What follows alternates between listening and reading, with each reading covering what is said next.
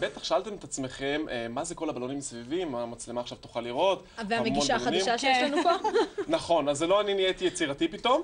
תדעו שאת כל הדברים האלה שכאן גם אתם בבית יכולים לעשות, כן, אתם, כל מה שאתם צריכים זה בעצם בלונים, הרבה אוויר, וכדי להתחיל את כל הסיפור הזה, אתם צריכים גם את הספר פלאי בלונים. הוא בעצם מתחיל להסביר לכם איך מתחילים להשתמש בכל העניין הזה של הבלונים, איך אפשר להתחיל לעשות דמויות מבלונים ודברים כאלה, בכלל עולם רחב ונפלא וצבעוני. רגע, אתה עשית את כל זה? לפי הספר? לא, ממש לא, אין לי אוויר לכל הבלונים האלה. בואו נאמר אבל שלום לכותב הספר, אשף הבלונים בכבודו ובעצמו, אסי כהן, אהלן אסי. קודם כל אני אזיז את הבלון מהפרצוף שלך, זה כבר נתחיל בזה לאיזה כיוון, לפה, הבלון זז מהפרצוף. עכשיו זה מתחת לפרצוף שלי. בכל מקרה רציתי לשאול אותך שאלה ראשונית שבטח כולם שואלים את עצמם. כן. איך הגעת לזה? למה בלונים? איך זה קרה?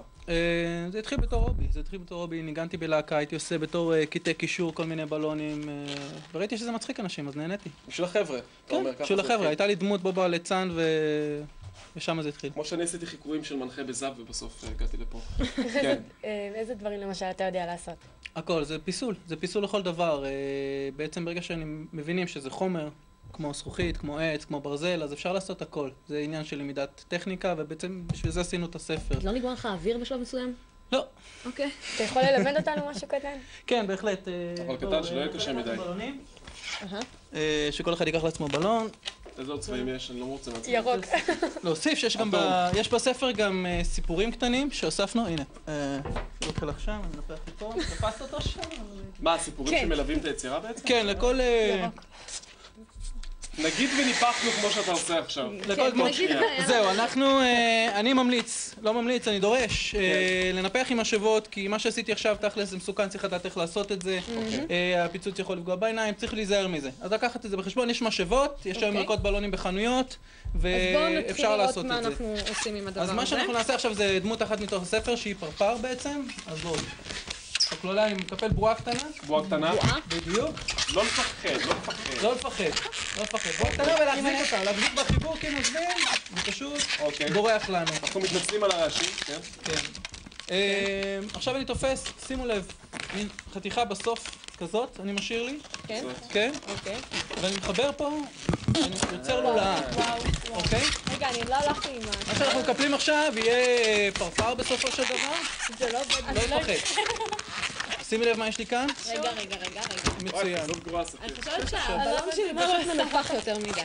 כן, עוד משהו כאלה שאנחנו עושים, אני רוצה לספר, הספר הוצא בהוצאת ניקוד, ואני רוצה לתת תודה מיוחדת לאביעד שייביץ'. מצוין. תפסו כאן, בקצה שלו. כן. ותסמנו עם האצבעות נקודה. סימנתי. יפה. ואנחנו מקפלים כאן, מפצלים את הלולאה, שתי חתיכות שוות באורכן. פשוט, אני מסובב את אחד הצדדים. אוקיי, מי שיש לו את הספר בבית יכול לעשות איתנו גם כן? אוקיי, כמובן. כמובן. ברגע שליתי את עצמך להבין איך עושים את זה? כן, אני עושה יופי, רק תאשרי אותם. ויש לך... כן, אני אומרת שאל תסמכו על היכולות של המנחה שלכם היום. אוקיי. אתם זוכרים את החתיכה שנשארה לנו בסוף? אוקיי. כן. אנחנו פשוט יוצרים לולאה קטנה. אוקיי. ומחברים אותה לקצה. ושימו לב, כבר יש לי פרפר.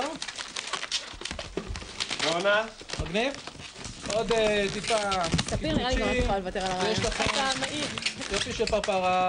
את הספר שעשינו בעצם בצורה כזאת שתהיה מאוד נהירה. זה ספר ראשון מסוגו בארץ. היה לי מאוד חשוב שלי לא היה את ההזדמנות הזאת. בעצם ללמוד בצורה כזאת. הייתי צריך לקחת אינטרנט ו-DVD, ופה דאגנו לזה שזה מאוד ברור, כיפי אז כן, בזמן שאנחנו מנפחים כאן בלונים, או מנסים יותר נכון, המגישה שלכם מנסה לנפח בלונים ולא ממש מצליחה, אבל ספיר, למשל, הצליחה. מה עם אורי שיור? ואורי גם הצליח. שיחקת אותה. תודה. את גם לא הצלחת? טוב, כנראה שלי וליעל יש בעיות עם... בלונים.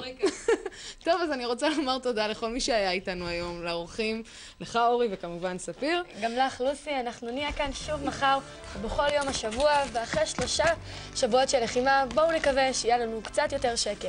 רק שקט.